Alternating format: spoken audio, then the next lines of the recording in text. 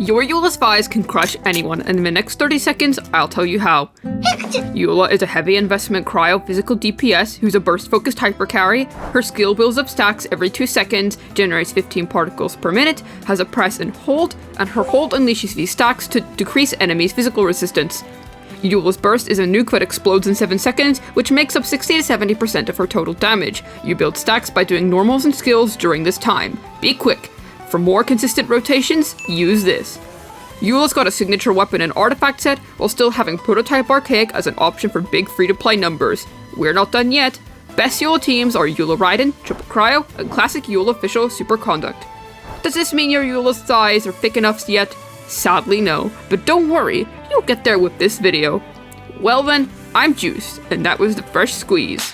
Eula performs a stunning dance with for normal attack string, and you should most definitely be leveling this up. She performs a basic string of 5 normal attacks and executes them faster than usual compared to most Claymore wielders. Each input has very high multipliers, which allows Eula to deal solid physical damage just from her autos. However, Eula's N5 is pretty clunky since it takes so long to execute, which means we're gonna have to delve into animation councils. There are 2 councils you're gonna want to learn, N2D and N4D. Here's a chart which compares the DPS percent of the different combo types for Eula. As you can see, N2D and N4D come out on top at 101% and 100% respectively. However, N2D is very stamina consuming, so you should generally always default to N4D. Eula's skill is a high damage skill based on dealing huge physical numbers and building up Grimheart stacks, with a massive 263% scaling at level 10 on press and a whopping 442% on hold. The tap E has a 4-second cooldown, and the hold is 10 seconds. You can get 1 Grimheart stack once every 0.3 seconds of Eula, and her Grimheart stacks cap at 2. With 2 stacks, her hold E is going to be powered up and you'll deal a huge AoE blast of physical damage. When Grimheart stacks are consumed, Eula's own defense will increase by 30% per stack at talent level 10, and she will also decrease the fizz and cryo res of surrounding enemies.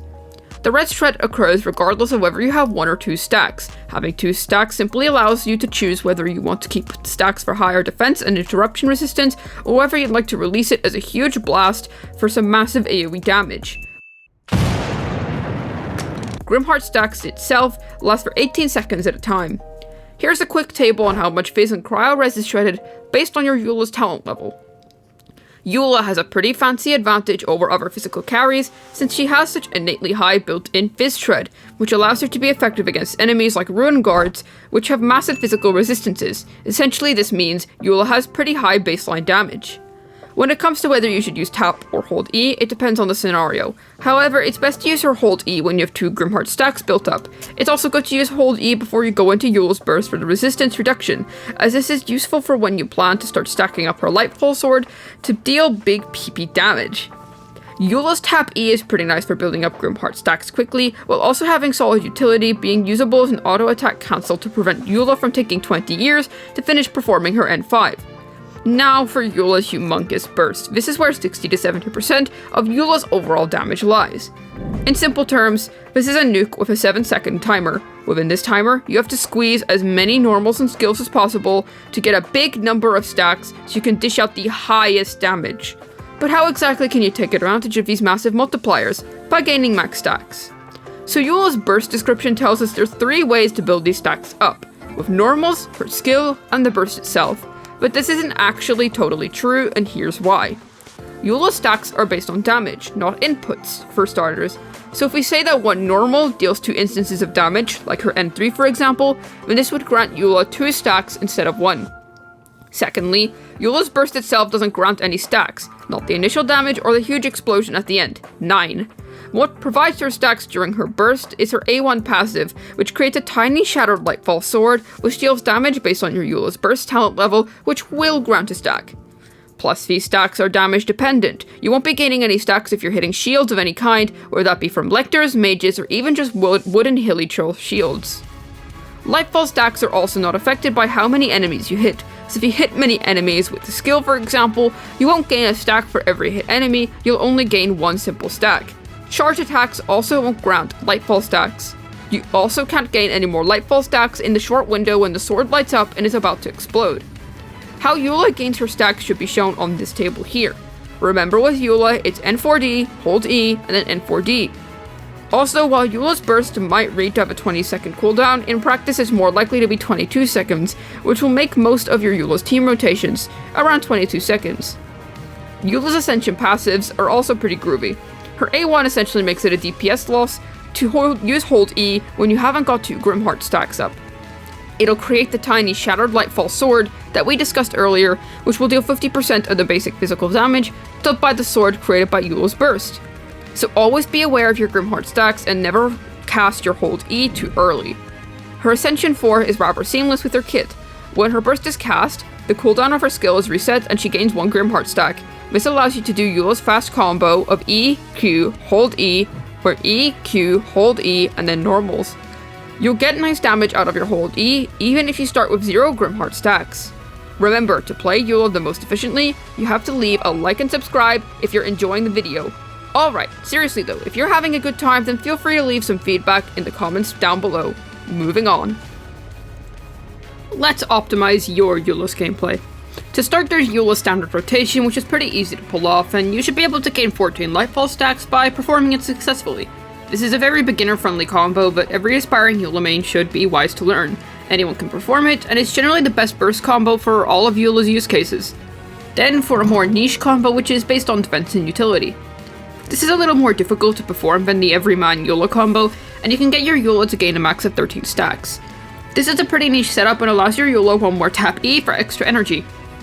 It'll also cause your Eula to be pretty nice and tanky, since you hold all your Grimheart stacks until the end of her burst rotation. However, it's not great to sacrifice damage in favor of defense, so know that this combo is still pretty niche, all things considered. Then we have a specialized rotation for when Eula and Beidou are paired together. This helps Beidou max out those Stormbreaker discharges while allowing Eula to deal huge personal damage. It encourages using her skill earlier to stack up some Grimheart stacks, and allows you to weave normals on your other supports to trigger Beidou more. You have to wait in between N3 and N4 due to Stormbreaker's individual 1-second cooldown, which is what makes this rotation a little more challenging. Another thing to note when playing Eula is that sometimes it's fine not to gain as many stacks as possible. What I mean by this is that there's no shame in swapping off her burst early to trigger the explosion to funnel energy for your next rotation, since having your burst off cooldown is way more important, or to maintain your support uptimes, since once again that'll result in more DPS overall than just relying on a few powered up normals after her burst ends. Cutting your combo short and repositioning is a good technique with Eula. Eula's burst cost is as thick as her thighs. It isn't 40, not 60, but a whopping 80.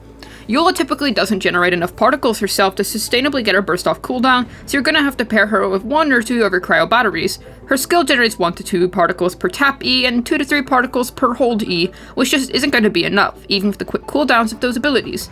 Not to mention, Eula has an odd detrimental mechanic where you can't rely on using her skill into her burst to catch energy particles. Her energy drains after her burst animation finishes, which takes about 1.5 seconds, and that's longer than any particle travel time, so pre-funneling particles on Eula is sadly non-existent. You want to take full value out of an 80 energy nuke, so here's a table of Eula's typical ER requirements, courtesy of KQM. 130 to 140% is a good general ballpark to aim for, however. Eula's best gear is pretty set in stone, since she has an artifact set that was tailor-made for her, that being the 4-piece Pale Flame. Here's a table which shows how good each viable set is on Eula compared to one another, courtesy of twice KQM.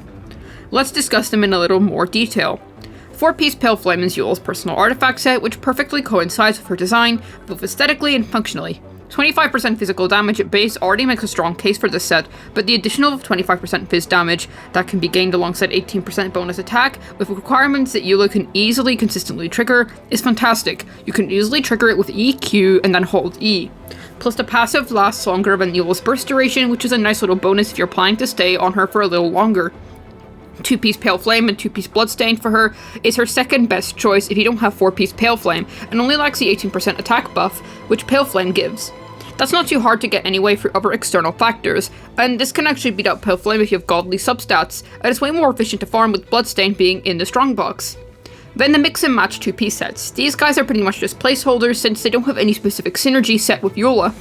Just pick and choose what you need, based on what has the best substats. Just make sure you always have at least 2-piece physical bonus and then pair it with whatever you need, whether that be ER% or attack %, Emblem for an energy based option, and Gladiators or Shimenawas for an attack based option.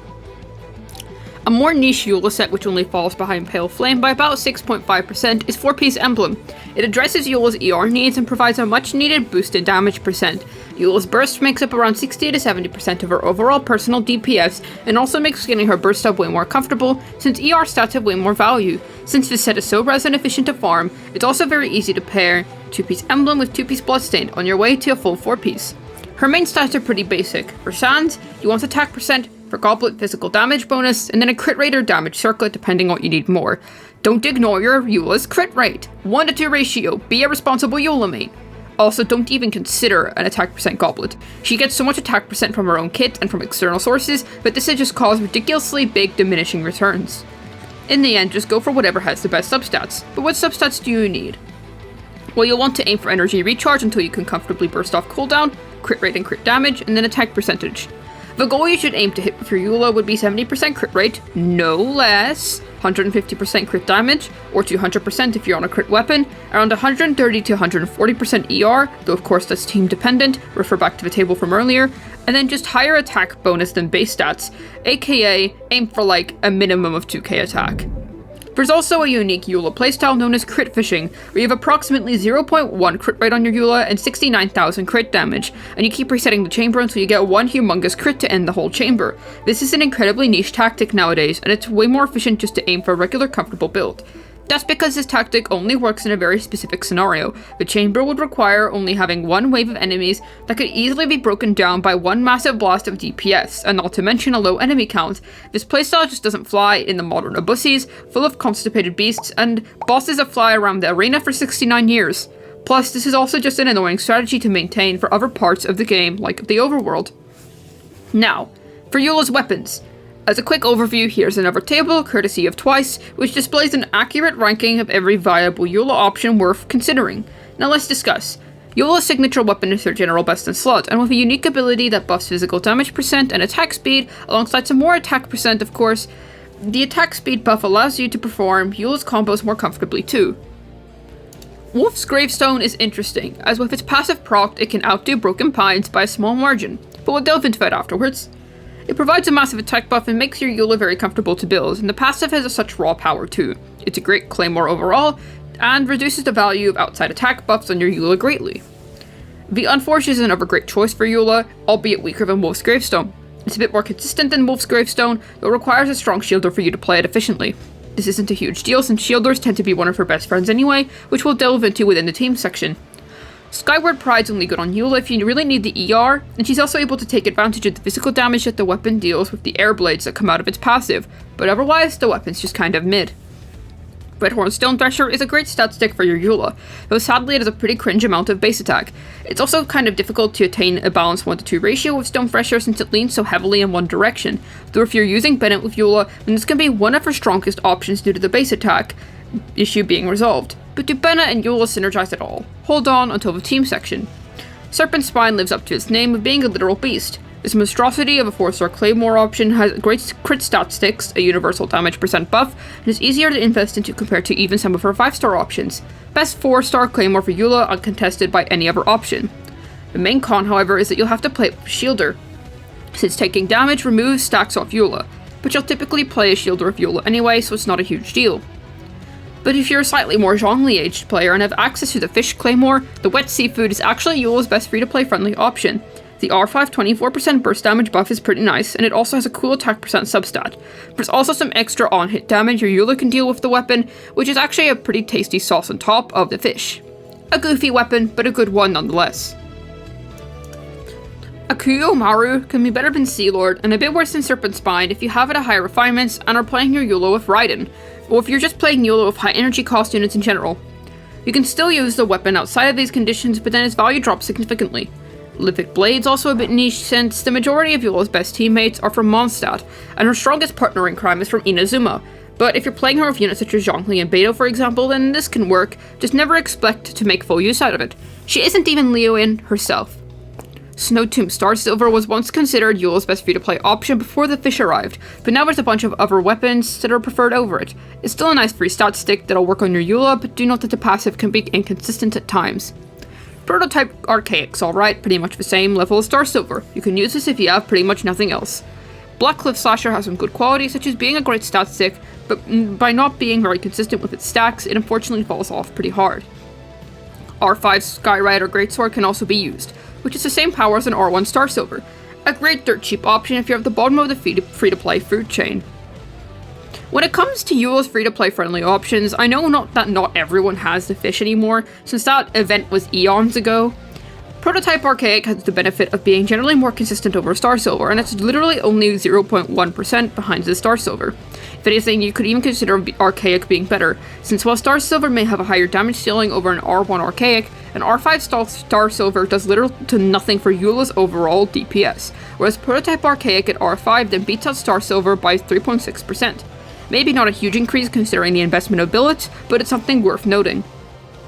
Then for Broken Pines versus Gravestone. While Gravestone may beat out Broken Pines by a thin margin with its passive product, it's worth noting that Pines is a much more simple and consistent passive compared to Gravestone. The 20% attack stick, alongside the already huge attack substat, is amazing, but getting 40% more attack for enemies that are nearly dead under 30% HP can be somewhat conditional, and this only lasts for 12 seconds at a time for 30 seconds, which can make it a little bit more difficult to utilize in a long-form rotation. Additionally, Broken Pines makes Eula herself more comfortable to play overall if you increase attack speed, and the cooldown for the easily proccable passive is 20 seconds, which lines up more nice with the typical 20 to 22 second long Eula rotation. You also aren't really losing out much attack percent either. Broken Pines provides an innate 16% attack compared to Gravestone's 20%, which, come on guys, that's only 4% less, and once the passive's up, that's an extra 20% attack. Sure, perhaps not as much as the Gravestone's 40%, but one is far more reliable than the other. So while Gravestone is more viable on paper, remember that without its passive, it only does remain second place. Eula's teams are pretty straightforward since there's only one main archetype for her, Superconduct. There's a few ways to structure your Superconduct teams. First off, the Raiden Shogun variant, easily Eula's strongest combo. Raiden's skill allows for 100% Superconduct uptime and buffs Eula's own burst, while also helping restore energy for that 80 cost burst. This does come at a higher skill floor, and you'll generally require at least one cryo battery still to play Eula at her prime. These rotations typically last from 22 to 25 seconds, and this team generally outdoes all her other teams. Since Eula and Raiden are both fragile units, Zhongli's a nice flex placement for his fat shield on 20% universal res shred. While the DPS of this team is a whopper, it doesn't completely invalidate using any other team, which is why I'd like to introduce you to the traditional Eula Fischl core. Fischl provides nice energy particle gen, good superconduct uptime, you can reposition alls comfortably, Eula gets all the field time she needs, and the setup of this team is quite free-to-play friendly. Plus, Fischl prefers 4-piece tenacity in this team, which can be farmed alongside Eula's best-in-slot Pale Flame. Just stick a cryo battery on, and any flex unit, and then you're good to go. There's also the Eula Beidou team, which would typically consist of Eula, Fischl, Beidou, and then Diona for sustain and cryo battery. It's a very energy-hungry comp, which does allow for Beidou to deal big numbers alongside Eula getting some consistent superconduct. Triple cryo is as it sounds, stick any electro of Eula and then any 2 cryo units on the end, such as Rosaria and Diona for example, for a comp that's easy to build and play. This is pretty easy to play for those who want to try out the Eula Raiden combo, but can't get behind those dense combos. Then there's the premium Eula Raiden Cryo Zhongli team, the big boy team for those of you who have all units involved. It's quick to play, albeit quite expensive, and should provide a huge amount of DPS. You can also play TDDS Lisa. That's Eula, Raiden, Lisa, and Diona. Make sure to use your Lisa's Q before swapping into Eula to do her burst rotation. Yolan is another decent unit to play here. You can slot her in as a flex in Eula teams, and while she's a bit overkill with Eula and Raiden since they already have many built-in damage buffs, she's still a great source of sub-DPS for the gang. Cookie Shinobu Eula teams are pretty much the same as Fischl Eula teams. Cookie's pretty much just a side grade to Fischl with a little more sustainability, just no personal DPS herself. You'll want to build Shinobu as a full healer in the team with some crit rate for Favonius procs if she even dares to try stand a chance against Fischl or Raiden. Diona, Rosaria, and Shenhe are all preferable and viable options to act as Eula's cryo battery. There's a few misconceptions about Eula, so let's clear those up here. First off, bossing. Yes, she is decent against bosses, but that's because her burst can abuse those vulnerability phases efficiently. However, certain bosses which have shorter vulnerability phases, such as Magukenki, to name one, won't give Eula enough time to finish her burst rotation in such a case. It's good to learn game mechanics to understand when to use Eula's burst. People say Eula's bad in AoE, which is partially true but not totally.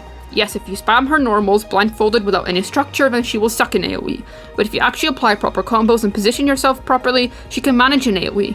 She can hit multiple enemies with one attack, and as a Claymore user, her burst is solid AoE, and how good or bad she is in AoE unit can really just depend on you as the player. People also say she's great in single target. This is mostly true, but know that Eula's biggest counter are enemies with high mobility, and some single target chambers or floors with a few enemies could indeed feature lots of mobility. Know what battles you're picking before you pick them.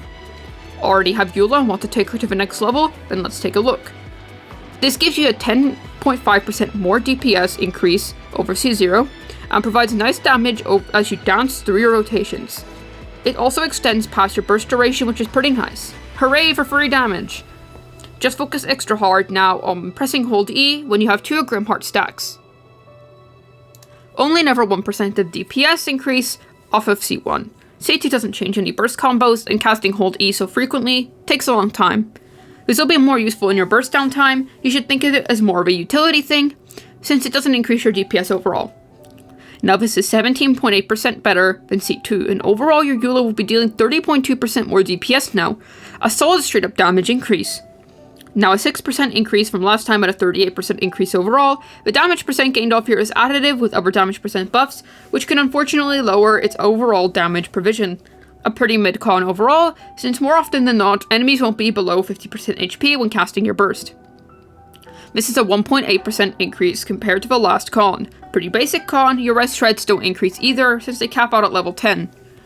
Now this is a whopping 40.6% increase compared to C6 and a 97.7% increase of Eula's DPS overall. This is a nut C6, it increases the Lightfall stacks you can get from 13 to 14 to 24 to 26.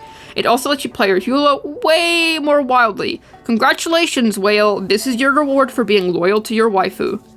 Eula is a very unique character, and while not much has really changed since her last rerun banner aside from new teammates, her core gameplay remains as satisfying as ever. Hopefully this guide was able to thicken your Eula's thighs. This has been Juice, signing out, and I wish you all a day free of Eula's vengeance.